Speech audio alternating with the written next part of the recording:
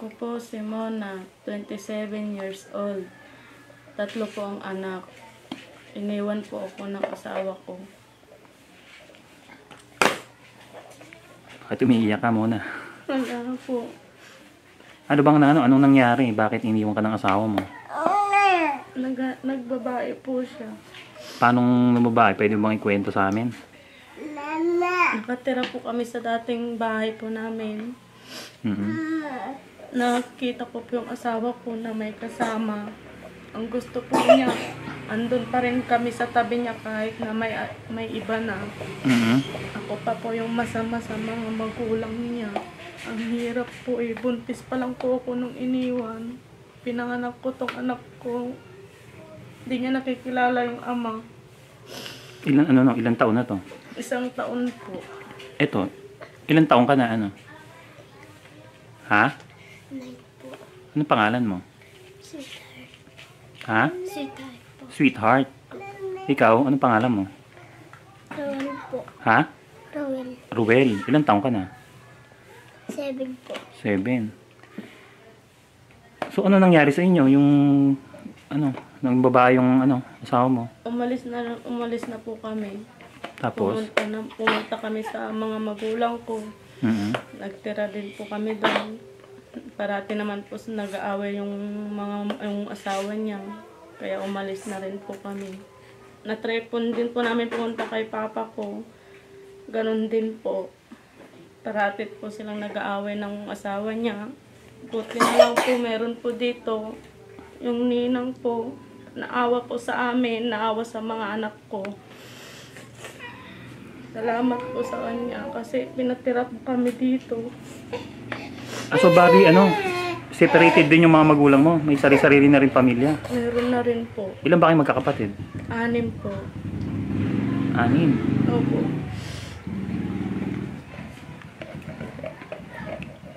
Anong trabaho mo ngayon?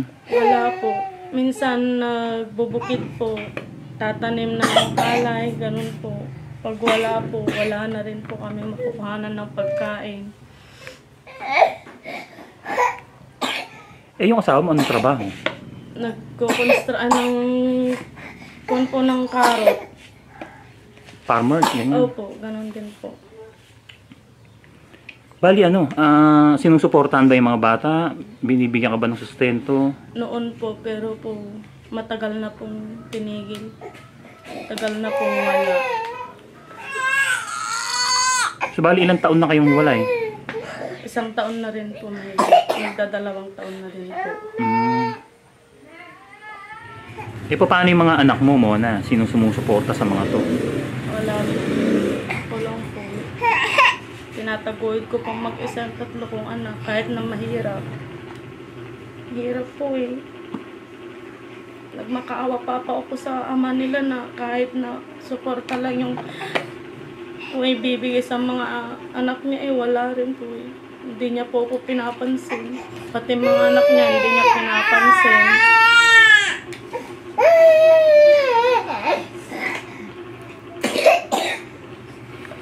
Kaya may tanong ako, kung halimbawang kunin kayo ni Papa nyo. Ha? Ayaw nyo? Pero gusto nyo ba uli makasama si Papa mo? Hindi. Gusto mo mabuo uli kayo? Ha? Ayaw mo? Bakit?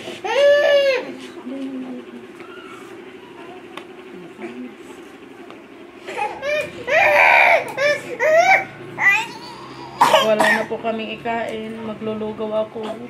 Kalahating kwan lang po. Yun na lang po kainin ng mga anak ko.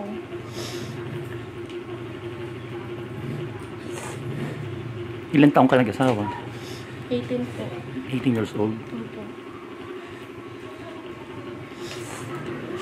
So, bali ang naapektuhan yung mga bata, Opo. Lalo na po tong lalaki. Bakit? Nag-rebelde po yan eh. Nagrebelde? Paano, Yung pumapasok po siya, kaya lang po yung gamit niya, tinatabsaw niya sa mga urukan. Tinatapon niya? Opo, tinatapon niya po. Tapos sabi niya sa akin, hindi na daw siya mag-aaral kasi nagbabae daw yung papa niya, iniwan na daw kami. May anak na, hindi na daw sila mahal. Yun po.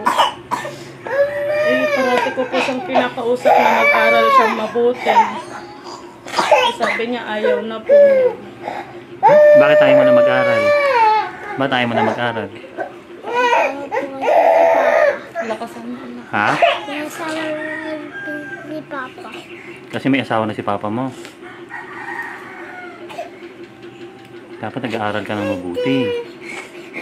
Kasi balang araw kung makakatulong kay mama mo, ha? At nakita mo ba na may asawa na si Papa mo? Bakit umiiyak? Ganito po to eh. Pag umiiyak po, umiiyak din po. Akala po niya inaaway po ako. Ay. Sakit po ng panda eh. Hindi, anak. Hindi na. Hindi na anak ko. Mona, kung sakaling balikan ka ng asawa mo, tapos sabihin na magsama kayo uli. Ayoko na po. Bakit? Mahirap na po eh.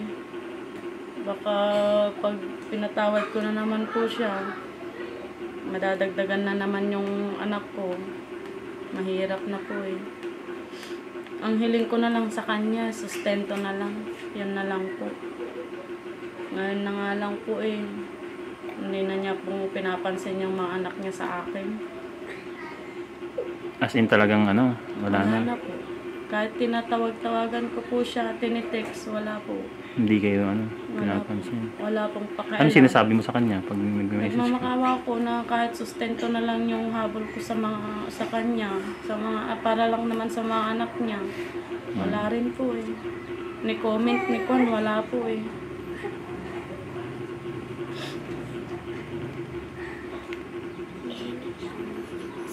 Ikaw, ano pangalan mo uli? Sweetheart. Ganda ng pangalan mo. Kung sakaling paglaki mo, anong pangarap mo ba? Doktor. Ikaw sana, kung anong pangarap mo? Police. Dapat mag-aral ka ng mabuti para matupad mo yung pangarap mo, ha? Ibig sabihin ngayon, walang tumutulong sa'yo. So, buti na lang napatira ka dito sa bahay na to. Opo, mabait po yung may-ari. Iniisip niya po yung itong mga bata eh. Kaano-ano nyo ba yung may-ari nito? Ninang po. Kahit na may sakit po siya, kami pa, yung mga anak ko pa rin yung iniisip niya. Yung ninang mo, yung may-ari nito. Opo.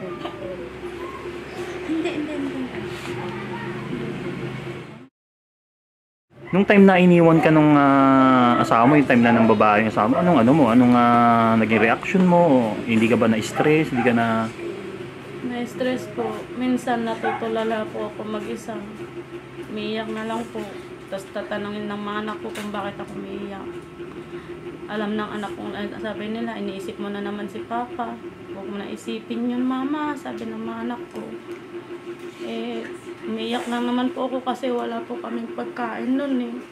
Pag natutulala po ako, wala pa kang pagkain, hindi ko alam kung saan kami kukuha. Minsan may naghahatid po dito, pagkain, tinatanggap ko po. Nag-aagawan po ng mga anak ko. Iniisip ko yung mga anak ko eh, lalo na pag nagugutom po sila. Hindi ko alam kung saan po ako kukuha. Mahirap po mag-isa. Lalo na po walang magbibigay na sustento sa mga anak ko, sa mga ama nila eh. Hindi ka ba nakakautang sa tindahan? Kakautang po. Minsan kahit na malaki na po yung utang po namin, pinapautang na rin po kami. Pag may payout po. Wala na po lang natitira sa amin. Pinababayad po namin lahat sa mga utang. Pag sumasahod ka? Opo, pag sumasahod po ako.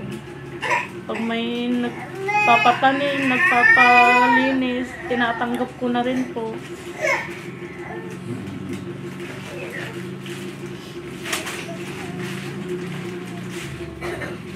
Para may pangbili lang po kami ng bigas.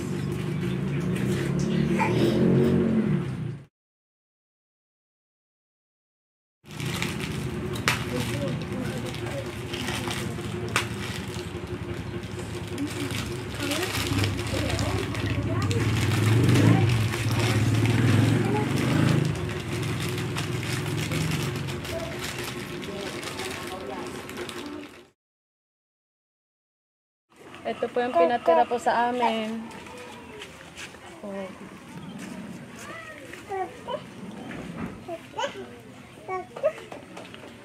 Halika, pasukin natin. Ano to? Teka lang, malambot yung ano dito. Basta po. Ito, minsan dito ka nagluluto. Opo, yan po yung pinaglulutuan po namin. Yan lang po yung kahoy namin.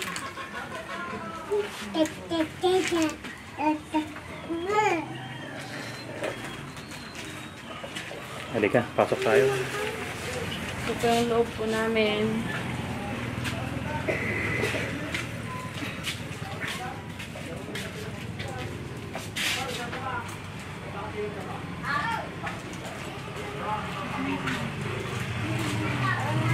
Ay, may tanong naman na doon. Lumba. Pati ka pumasok ng nakaraan. Ito po, pinahiram po sa amin. Yung mga lagayan ng damit. Lalagyanan po ng damit. Tapos ito. Ano na, crack na yan, lupa, ano. Ito po, sira na po.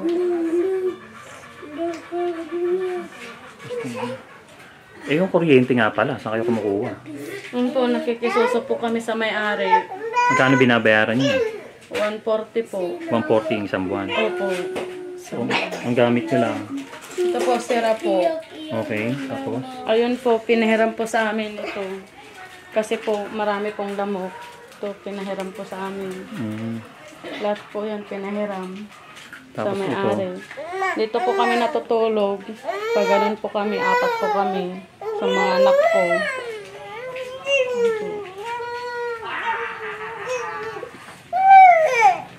Ito, ano yun to? Mga nandito? Mga damit po. Mga damit. Opo.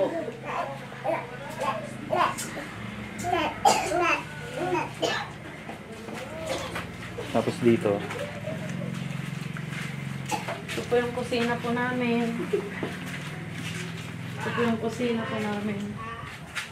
Ano po, ito mga tubig. Eh, tubig, saan naman kayo kumukuha? Sa posit po. Oh. Dito po kami nagluluto. Ito, pahiram lang po sa amin to.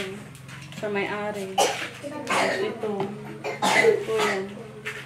Pinahiram pati po ito. Sa mesa. Opo, pinahiram din po sa may-ari po. Tapos CR. Ito yung CR niya. Ayan po yung CR po namin. Dito po. Sa loob. Ayan po.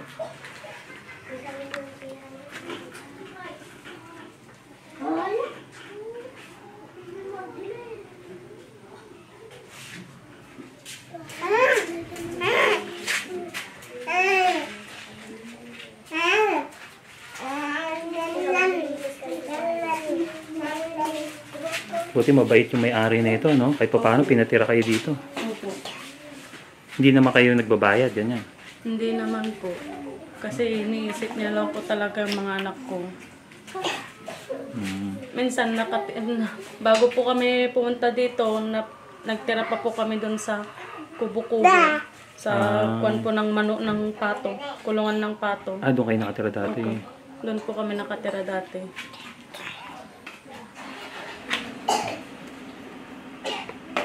Oh, marami lamok nga dito.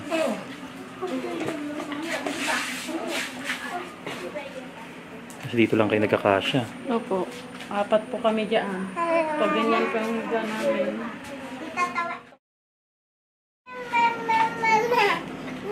Ah, ganyan Po lang. kami.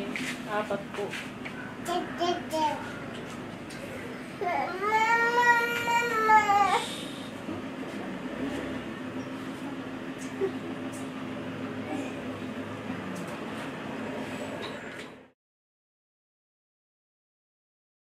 O sige, ito muna. Para ito paano makatulong sa inyo, meron ako ibibigay na cash, ha? Galing kay Comrade Mark, tsaka sa ating mga contributors. Ano pa makakatulong sa inyo to. Okay? Ito. Sige, tanggapin mo, ha? Napaabot sa'yo. Ganun yung kamay mo. Bilangin natin, ha? Bilang tayo mga kids, ha? Okay. 1, 2, 3, 4, 5, 6, 7, 8, 9, 10, 11, 12, 13,000 pesos, ha? Na makakatulong sa'yo, okay? Tulong po sa amin. Ayan. Sa mga anak ko. Maraming salamat po. Sa kanila magpasalamat yan. Maraming salamat po sa nagbigay po sa amin. Malaking tulong po sa mga anak ko, sa amin ng mga anak ko. Salamat po. So, sa susunod, ayan, natuto ka na sa nangyari sa'yo. Kung sakali may manligaw sa'yo ulit, ikaw na ang piliin mo lang mabuti, no? Tawag basta-basta, kagaya yung nangyari sa'yo ngayon, di ba? Kasi marami kang kakausap din na kagaya mo na iniwan sila ng mga asawa nila. Okay? So, gamitin mo yun ng pera na yan para sa inyo, para sa mga bata. Okay? Ikaw na ang bahala yan, ha? Sige. Pin! Sige. O, bilang mo ng masarap na pagkain yung mga bata, ha? Ayan, tsaka kung anong mang kulang nila sa school, ano mo na rin, ha? Sige. So, ayan, gusto po namin magpasalamat muli sa ating mga contributors at kay Comrade Mark. Yung ipinapahatid ninyo ay na ibigay na natin para sa kanya. So, ikaw na muna. Ha? Mona. Huwag ka masyadong ma-stress. Huwag ka masyadong ma-stress. Okay? Sige, sige. Una na kami, ha? Sige po. Salamat po. Ay, salamat din po ulit.